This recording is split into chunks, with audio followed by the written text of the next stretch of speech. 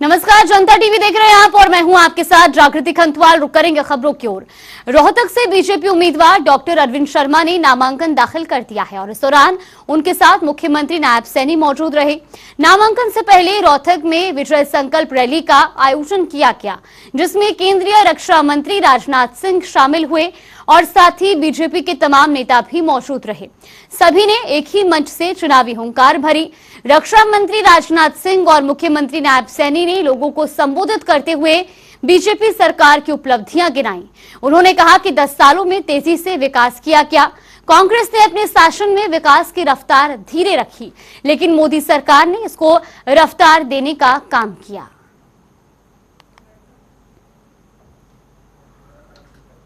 नई सोच के साथ नए भारत का निर्माण होते हुए भारत ही नहीं सारी दुनिया अपनी आंखों से देख रही है। नई सोच के साथ नए भारत का निर्माण होते हुए सारी दुनिया आज यह देख रही है।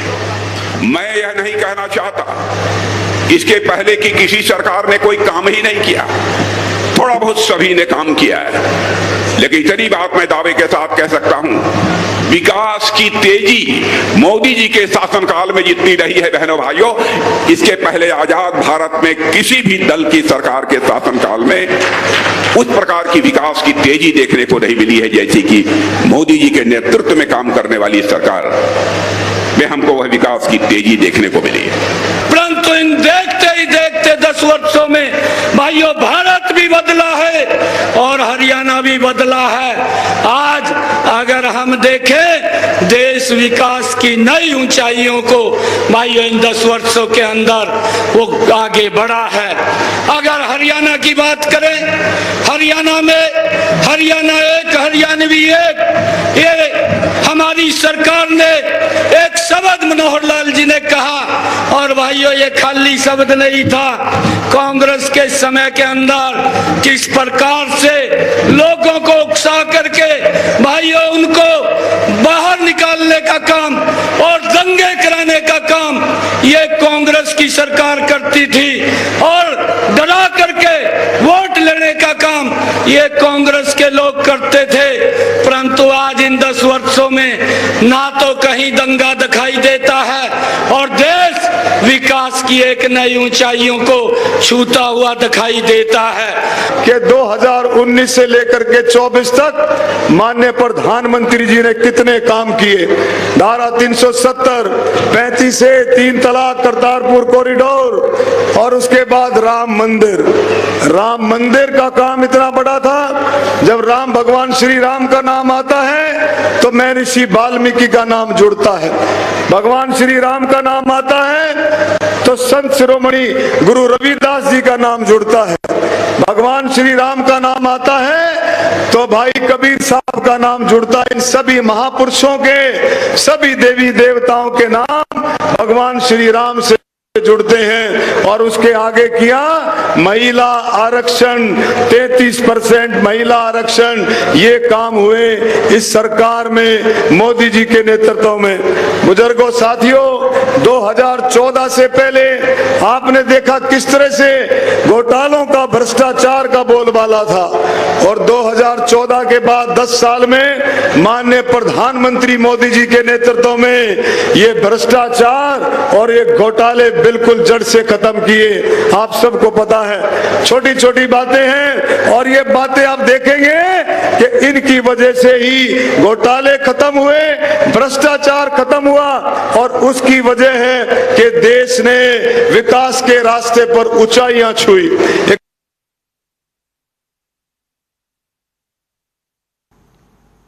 तो वहीं खबरों में आगे बढ़ेंगे, जहां सोनीपत लोकसभा सीट से बीजेपी उम्मीदवार मोहनलाल बडौली ने नामांकन दाखिल कर दिया। इस दौरान पूर्व मुख्यमंत्री मनोहर लाल, पूर्व कैबिनेट मंत्री कविता जैन, पूर्व मंत्री कृष्णलाल पंवार समेत तमाम नेता मौजूद रहे। बडौली के नामांकन दाखिल करने से पहले विजय संकल्प रैली का आयोजन किया गया। पूर्व मुख्यमंत्री मनोहर लाल ने कार्यकर्ताओं को संबोधित करते हुए बीजेपी के 10 साल के विकास कार्यों को गिनाया, तो वहीं उन्होंने कांग्रेस सरकार को आड़े हाथ लेते हुए भी जमकर निशाना साधा।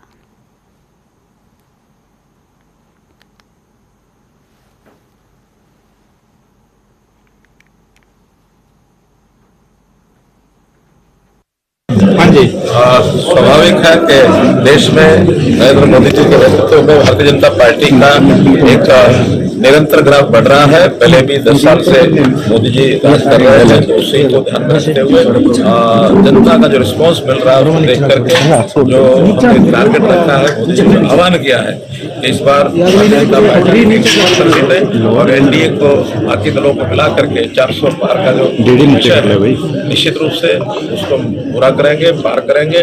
और उसमें भी हरियाणा की 10 सीटों का योगदान, 10 की 10 सीटें सोनीपत समेत, रोहतक समेत, करनाल समेत सब सीटों को मिला करके 10 हरियाणा का जो हमने मोदी जी को गारंटी दी है उसको पूरा करेंगे। और अच्छे मार्जिन से जनता हमको जो प्यार दे रही है, जो उनका उत्साह हम देख रहे हैं, ये टारगेट पूरा होगा ऐसा मेरा विश्वास। के प्रत्याशी के तौर पर मैंने नामांकन किया है पूर्व मुख्यमंत्री मनोहर लाल जी और 9 की 9 विधानसभाओं के सभी नेता, 2 हमारे राज्यसभा के सांसद, हमारे हरियाणा सरकार के पंचायत मंत्री महिपाल जी, सभी ने आके और पूरी जनता ने पूरे मन के साथ, दिल के साथ, पूरे उत्साह के साथ मुझे आशीर्वाद दिया है। और आज सोनीपत के सड़कों पर जिस प्रकार की भीड़ उमड़ी है, हमें लगता है एक तरफा चुनाव भारतीय जनता पार्टी के पक्ष में है।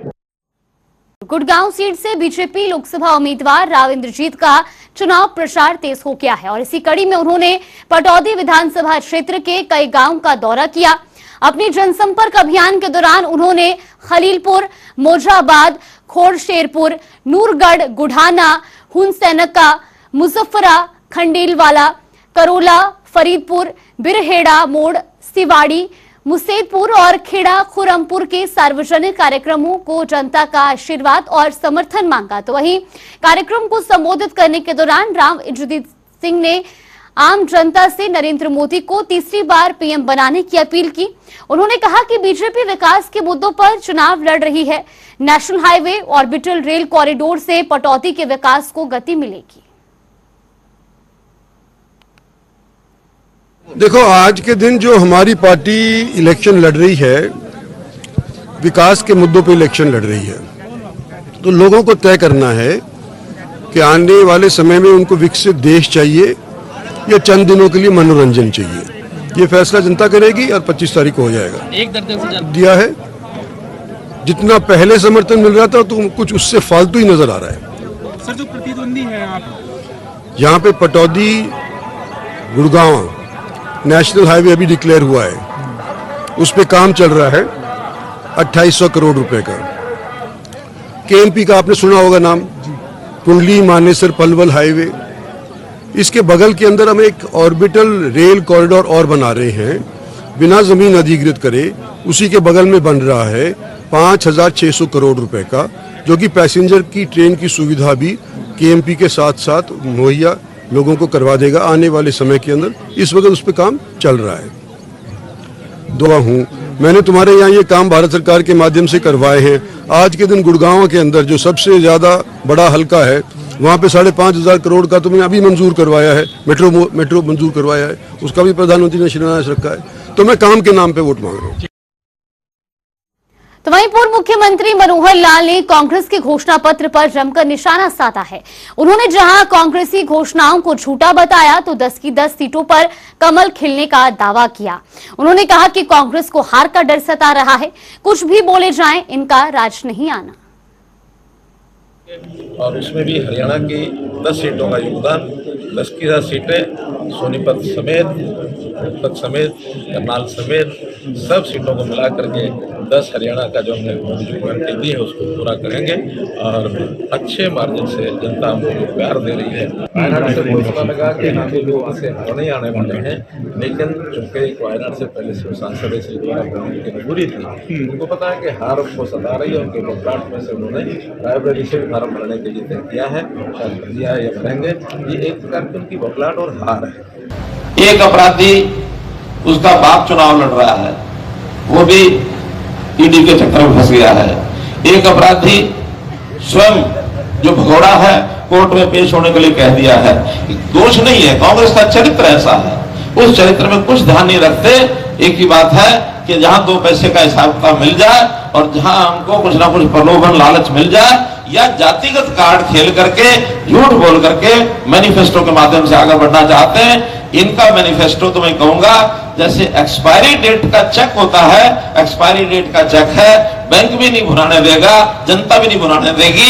इसलिए भाइयों गोलमाल होंगे। हाँ, इतनी सहूलत हो जाएगी भूपेंद्र सिंह हुड्डा को कि पिछली बार 2 सीटों की हार का गम उनको सता रहा था, इस बार 1 सीट की हार का गम उनको सताएगा। बाकी हारे जीते उनको कोई मतलब नहीं है। फरीदाबाद लोकसभा सीट से कांग्रेस प्रत्याशी महेंद्र प्रताप ने नॉमिनेशन फाइल किया। नॉमिनेशन फाइल करने के दौरान विशाल जनसभा का आयोजन किया गया। कार्यक्रम में कांग्रेस प्रदेश अध्यक्ष उदय भान और वरिष्ठ कांग्रेस नेता मंदिर मान समेत सैकड़ों कार्यकर्ताओं ने शिरकत की। जनसभा को संबोधित करने के दौरान वरिष्ठ कांग्रेस नेता मंदिर मान विपक्षी दलों पर जमकर निशाना साधते नजर आए। उन्होंने कहा कि कुछ लोगों को भ्रम है कि वो 10 लाख वोटों से जीत सकते हैं, लेकिन आने वाले समय में जनता उनके इस भ्रम को मिटाने का काम करेगी। तो वहीं महेंद्र प्रताप को फरीदाबाद से चुनावी मैदान में उतारने पर उन्होंने कांग्रेस के नेतृत्व का आभार जताया। मंदिर मान ने कहा कि हाईकमान ने एक अच्छी छवि वाले नेता को लोकसभा चुनाव लड़ने का मौका दिया है। मैं हार्दिक आभार जताता हूं। कार्यक्रम के दौरान कांग्रेस प्रत्याशी महेंद्र प्रताप मंदिर मान का धन्यवाद करते हुए भी नजर आए। इस मौके पर कांग्रेस कार्यकर्ताओं और समर्थकों का जनसैलाब उमड़ पड़ा।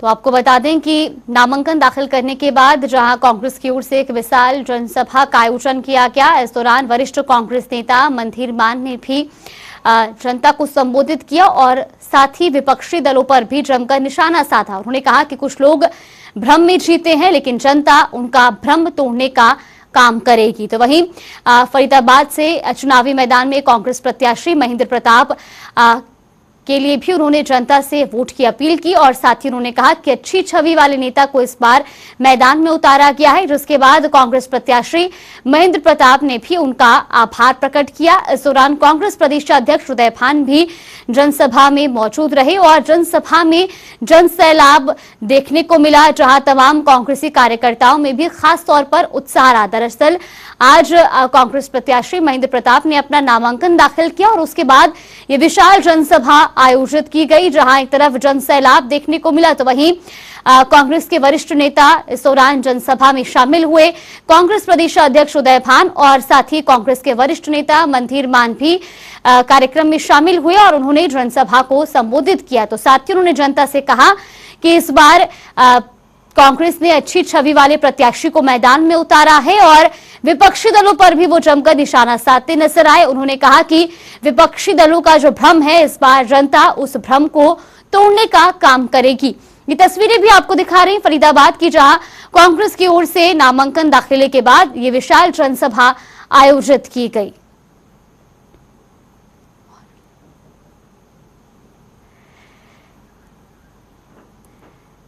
तो फरीदाबाद से इस बार कांग्रेस प्रत्याशी महेंद्र प्रताप चुनावी मैदान में हैं और ऐसे में तमाम कांग्रेस के वरिष्ठ नेता भी जनता से उनके लिए वोट की अपील कर रहे हैं।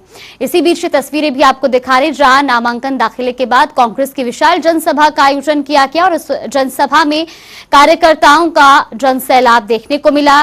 वरिष्ठ कांग्रेस नेता मंदिर मान ने इस दौरान जनसभा को संबोधित किया और विपक्षी दलों पर भी जमकर निशाना साधा। उन्होंने कहा कि कुछ लोगों को जीत का भ्रम है, लेकिन इस बार जनता उस भ्रम को तोड़ने का काम करेगी। कुछ लोग कहते हैं कि वो 10 लाख से ज्यादा वोटों से जीतेंगे, लेकिन इस बार के चुनाव के बाद उनका ये भ्रम भी टूट जाएगा। तो वहीं मंदिर मान ने हाईकमान का भी आभार जताया। उन्होंने कहा कि अच्छी छवि वाले नेता को इस बार चुनावी मैदान में उतारा गया है और साथ ही उन्होंने जनता से भी कांग्रेस प्रत्याशी महेंद्र प्रताप के लिए वोट की अपील की। तो नामांकन के बाद ये विशाल जनसभा आयोजित की गई और ये तस्वीरें भी आपको दिखा रहे फरीदाबाद की। वहीं इस जनसभा में कांग्रेस प्रदेश अध्यक्ष उदय भान शामिल हुए और इस दौरान मंच की तस्वीरें भी आपको दिखा रहे, जहां कांग्रेस नेता मंदिर मान ने जनता को संबोधित किया और साथ ही साथ उन्होंने ये भी स्पष्ट किया कि इस बार जनता विपक्षी दलों का भ्रम तोड़ने का काम करेगी। भारत में जन्म लेना ही एक बहुत बड़े सौभाग्य की बात होती है। भारत में हमें धर्म संस्कार दिए जाते हैं, सीताराम ऋषियों द्वारा, जिससे हम अपने जीवन को पूर्ण कर सकते हैं। तो मैं यही कहूंगा, आज हमारा संविधान खतरे में है और जो घमंडी कह रहे हैं 10 लाख पर चुनाव की बार उनकी 10 लाख से हार होगी। और मैं यही कहूंगा, जो कांग्रेस पार्टी ने विश्वास किया है, जो इतनी अच्छी छवि वाले हमारे नेता है महेंद्र प्रताप जी, 7 मंत्रालय रहे इनके पास, लेकिन इनकी जिंदगी में कभी कोई दाग नहीं लगा। तो मैं आपसे यही कहूंगा, पूरे जोश से और पूरी ताकत से इन भ्रष्टाचारियों को उखाड़ के फेंकना है और दूर भगाना है। जय हिंद, राम राम, धन्यवाद। तो वहीं कैबिनेट मंत्री जेपी दलाल ने विपक्ष के लोकतंत्र में खतरे में है वाले बयान पर पलटवार किया। उन्होंने कहा कि विपक्षी पार्टियां जो माहौल बना रही हैं वो गलत है। कांग्रेस हताशा में है जो इस तरह का प्रचार करवा रही है, और साथ ही बीजेपी की जीत का दावा भी किया। मुद्दा तो देश के अंदर एक ही है कि केंद्र की सरकार बननी है, देश के प्रधानमंत्री का चुनाव होना है, और कि देश में तीसरी बार मोदी जी प्रधानमंत्री बने, ये लोग चाहते हैं। और लोगों को ये भी पता है कि जो विपक्षी पार्टियों ने इंडी गठबंधन बनाया है, ये एक तरह से बगैर दूल्हे की बारात है। आज से 15-20 साल पहले जिस तरह से 6-6 महीने के लिए प्रधानमंत्री होते थे, वो काम ये दोबारा करना चाहते हैं, लेकिन भारत का मतदाता ऐसा बिल्कुल नहीं चाहता।